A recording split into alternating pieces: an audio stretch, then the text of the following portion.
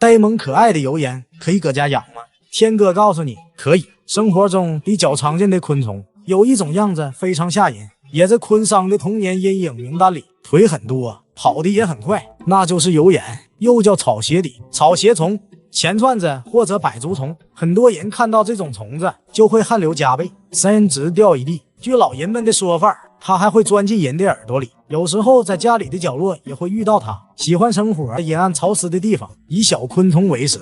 那么油眼到底有多少条腿呢？咱们暂停视频数一下：1七得7，2七48，3 8妇女几，总共30条腿。晚上很活跃，秒速可以达到40厘米，寿命很长，可以活7到3年。有一对精巧的复眼，视力很好，结合敏捷的天赋，在有的地方也叫捕蝇虫。昆桑长大之后，身体里有个地方变大了，那就是胆子。想近距离的接触油烟，养一只油烟当宠物，那会多有意思。那么这玩意儿去哪里弄呢？昆桑在网上买了一只，打开包裹，里面一只油烟，个头还不小，黑不噜秃的，就叫它小黑吧。那么这玩意儿怎么养呢？昆桑准备了一个小鱼缸，底部铺好了沙子。考虑到小黑敏捷的速度，昆桑提前把盖子拿好，等把小黑放到缸里，接着快速的盖上缸盖。虽然平时在野外偶尔也会见到小黑，还没有这么近距离的观察过它。腿比较长，看起来很像一只蜈蚣。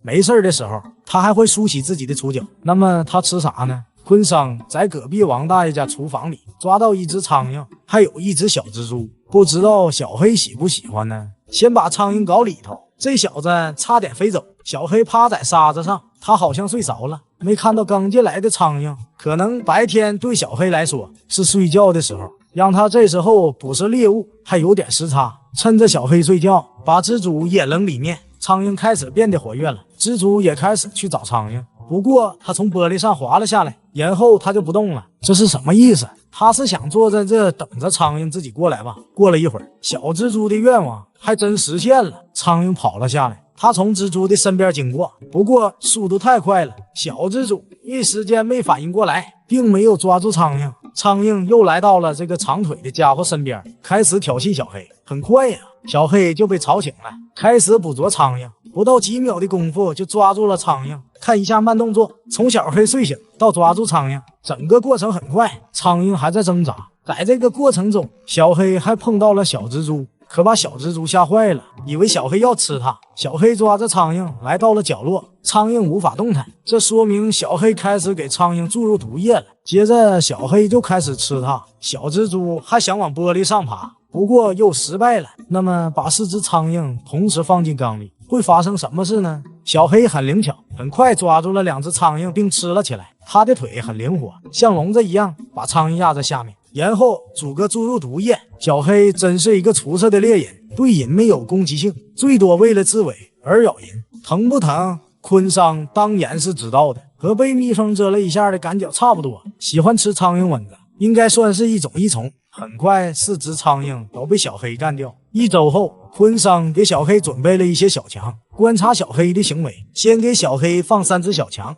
小黑一开始并没有什么反应，小强们也没有害怕小黑。直到第2天早晨，昆桑又来观察小黑，发现小强们都BBQ了。看来小黑晚上的工作效率很高。这次昆桑又拿来了几十只小强，把它们倒进缸里。小黑会选择怎么捕食它们呢？过了一会儿，和昆桑想象的不一样，小黑不太喜欢和小强待在一起，开始伸长了大长腿来躲避小强。而小强们倒是也不闲着，开始吃自己的同类。沙子上出现了很多被咬死的同类，很多小强也开始吃饭了。小黑好像有社交恐惧症，看到一群小强反而非常害怕，想尽量避免和他们正面面对。昆桑还是把小黑带走了。半个月后，昆桑决定给小黑带来几个朋友。首先给小黑扔一只小强，小强来到小黑的身边，小黑并没有主动吃它。昆桑又拿来一只小黄，让小黄去吃小强。小黄平时吃的太饱了，对小强并不感兴趣。过了一会儿，小黄来到角落，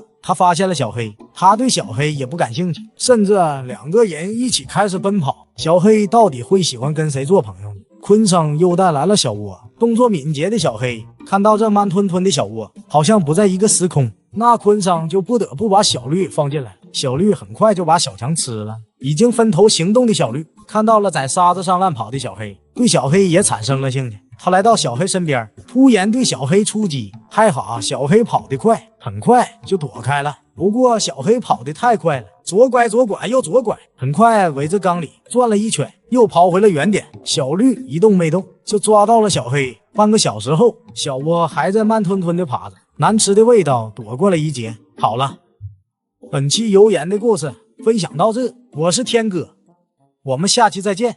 2年0.6个月前，昆桑把小黑和铁锤放在一起饲养。拜天地后，小黑两口子过上了没羞没臊的生活。白天，小黑努力的打野，抓住小鱼带回家吃。到了晚上，他们就开始造小虾。20秒后，开始了吗？已经结束了，怎么比昆桑还快呢？1个月后，昆桑把铁锤放在蛋间里饲养。铁锤肚子下面出现了密密麻麻的虾蛋，但是深蓝色的。为了照顾这些蛋，铁锤这段时间什么都不吃。渐渐的，可以观察到蛋里慢慢长出了头、身体和腿。3个月后，铁锤肚子上的卵已经孵化成了小虾。他们是小黑的儿子和女儿，也是小黑的孙子孙女，都是黑字辈的，就叫他们小王吧。隔壁王大爷点了个赞。他们从妈妈身上下来需要4到5个星期，根据温度的不同，下身的时间也会有所不同。他们浑身半透明的颜色，就2个眼睛是黑黑的，爪子是红色的，好像戴了2只红手套。大部分小虾都在妈妈肚子旁边找吃的，还有2只胆子大，已经开始独立行动。昆桑喂给他们的是鱼食，这些小卡拉米倒是不挑食儿，给什么都吃。2天后，越来越多的小虾开始自己打眼，有的已经蜕壳，经过多次蜕壳后会变成成虾。再看看铁锤肚子下面，大部分小虾已经下身，喂给铁锤一些冰冻丰年虾，他很快就过来吃了。小虾们也跟着吃了起来。小虾们独立3天后，昆桑发现铁锤的后背打开了，这是怎么回事？原来他蜕壳了，本来前几天就该蜕壳的，因为肚子上有孩子才引着没有蜕壳，直到所有的孩子都下身后，铁锤才开始蜕壳。仔细看蜕下来的皮上，小虾们围着壳的周围，还以为这是妈妈呢。铁锤产卵后就不吃东西了，现在昆桑给他放了条小鱼，恢复他的捕食能力。缸里这么多的小虾，每天能吃能拉，也得经常吸掉他们的粑粑来维持水质。接着昆桑喂给他们一些蛤蜊肉，看着妈妈吃了，小虾们也围了过来，全部挤在妈妈身边抢吃的。最后小虾们抢走了妈妈的蛤蜊肉。昆桑觉得这么多小虾，那肯定需要一个大豪斯。昆桑找来一个60厘米的鱼缸，底部铺上细沙子，养水期间用一只大眼贼来闯缸。水养好了，大眼贼的任务也完成了。昆桑找来一些不同粗细的 PVC 管子，把它们剪断做成虾窝，用杂带把几根管子捆在一起，放在缸里做成了鳌虾公寓，上面压上黑色的火山石，感觉这里面可以住得下很多虾了。要想虾生过得去，缸里就得带点绿。昆桑把水草缸里修剪下来的水草插在沙子上。隔壁王大爷听说昆桑新开缸，也被迫送了几盆免费的菊花。不过这摆盘，昆桑总觉得有点不对劲。小虾长得很快，已经比刚下身的时候大很多了。把小虾们一起扔进新缸里，来到新的环境，小虾们很兴奋，好像见到了老佛爷。他们在新缸里到处爬来爬去。接着该把铁锤也放进去了，很快他就钻进了一个大管子里，他知道那是他的家。过了一会儿，铁锤走了出来，他发现自己的院子里长满了鲜花，可能他会很喜欢这里吧。到了第2天，家门口的鲜花被铁锤全拔光了，看来铁锤还是喜欢光秃秃的院子。他还在推着沙子，小虾们藏得很严实。昆桑在缸里扔了一些食物，很快小虾们闻到了香味，就都跑了出来。有几只小虾为了一颗食物还打了起来，昆桑赶紧又多扔了一些。铁锤出来了，他看到小虾们在吃饭，那自然是要抢走自己吃，让小虾们从小就感受大自然的生存法则。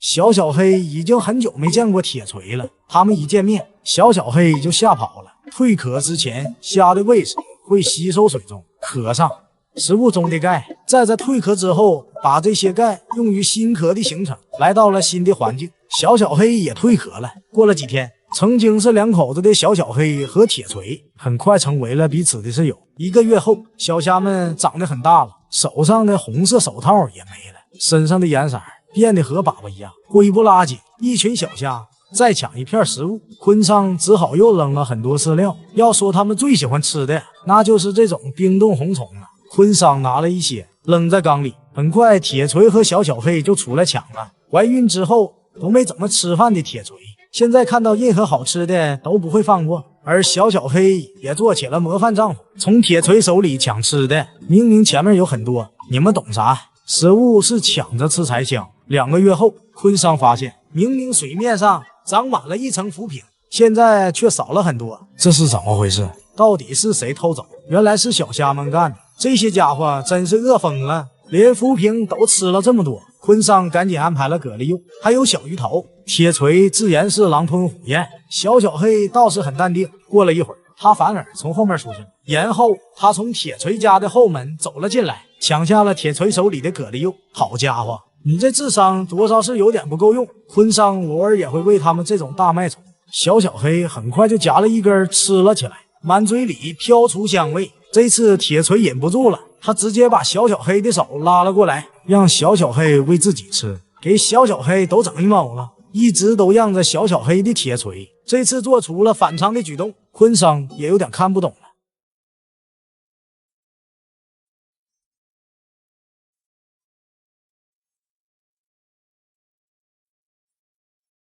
没想到铁锤肚子下面又生了，难怪平时强势的小黑这时候也得让着铁锤。很快小虾们也下身了，缸里充满了各种大小的小虾子，一家人整整齐齐地趴在管道里。坤桑连夜买来了一些红酒杯，这可不是半场开香槟，是为了让小虾们有躲避的空间。把红酒杯放到缸里，杯子里放上一些水培植物，沙子里重新种上水草。希望这次铁锤不会踩假了吧？好了，本期鳌虾的故事分享到这，我是天哥，我们下期再见。